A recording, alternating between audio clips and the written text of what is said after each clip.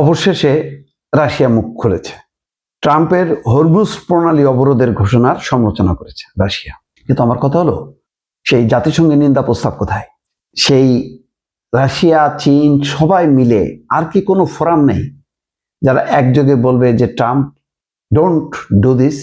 আমার প্রশ্ন হচ্ছে এইটা, যে যেখানে আমেরিকা এবং ইসরায়েল একযোগে হুঙ্কার মারে, বাকিরা হুঙ্কার মারে না কেন? এটাই খুব অবাক কাণ্ড। সবাই ভয় পায় ডোনাল্ড ট্রাম্পকে।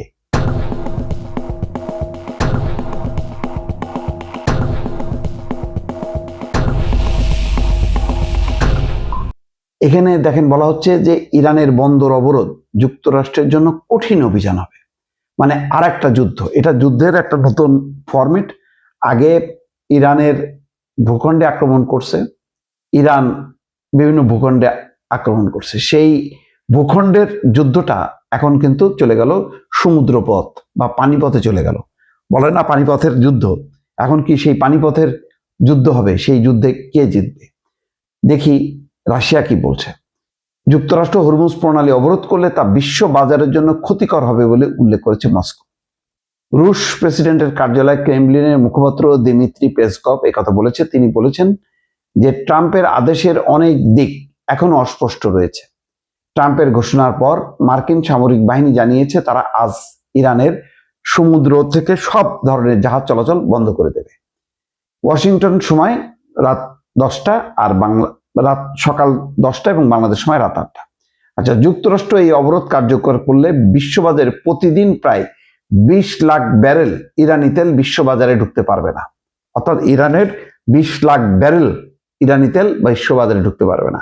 ফলে ইতিমধ্যে জ্বালানি সংকটে অস্থির বিশ্বে সংকট আরো বাড়বে। আজ ইরান সংশ্লিষ্ট দুটি ট্যাঙ্কার হরমুজ প্রণালী পাড়ি দিয়েছে বলে জানা গেছে। কেপলার এবং এলএসজি শিপিং ডেটা বলছে ইরানি বন্দর এবং উপকূলীয় এলাকাগুলোতে মার্কিন অবরোধের নির্ধারিত সময়ের আগে হরমুজ প্রণালী ছেড়ে গেছে ট্যাঙ্কার দুটো। তো অবরোধের পরে কি হয় সেটা এখন দেখার বিষয়। এখানে বলা হচ্ছে যে এটা একটা কঠিন অভিযান। কেন? তেহরান বিশ্ববিদ্যালয়ের গবেষক মোহাম্মদ ইসলামী বলছেন যে এটা একটা কঠিন অভিযান হবে।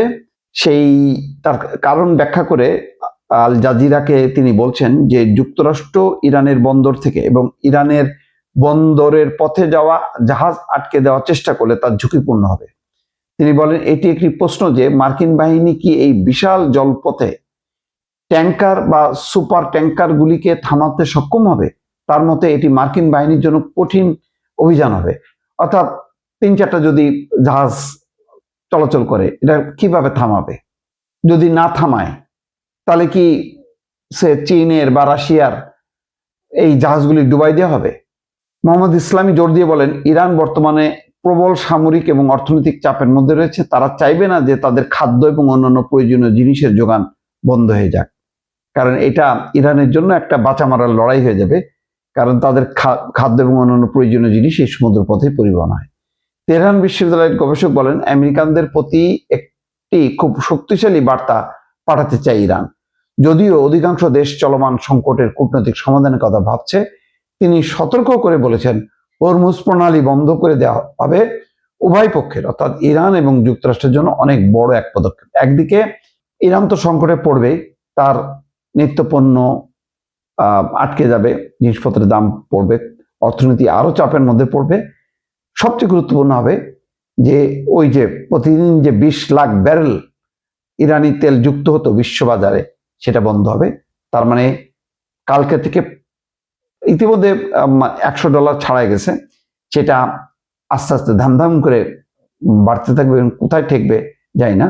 তবে এটাও সত্য, আমেরিকা এগুলির নানা রকম টেস্ট কেস করতেছে। হয়তো 7 দিন অবরোধ করে দেখবে যে ইরান কতটা নমনীয় হয়, তো তারপরে হয়তো তারা আবার কৌশল পাল্টাবে। ট্রাম্পের কথার কোনো আগামাথা নেই এবং কোনো লাস্ট শেষ কথা বলে কোনো কথা নেই। মানে ট্রাম্প এটা বহুবার তারা প্রমাণ করেছে।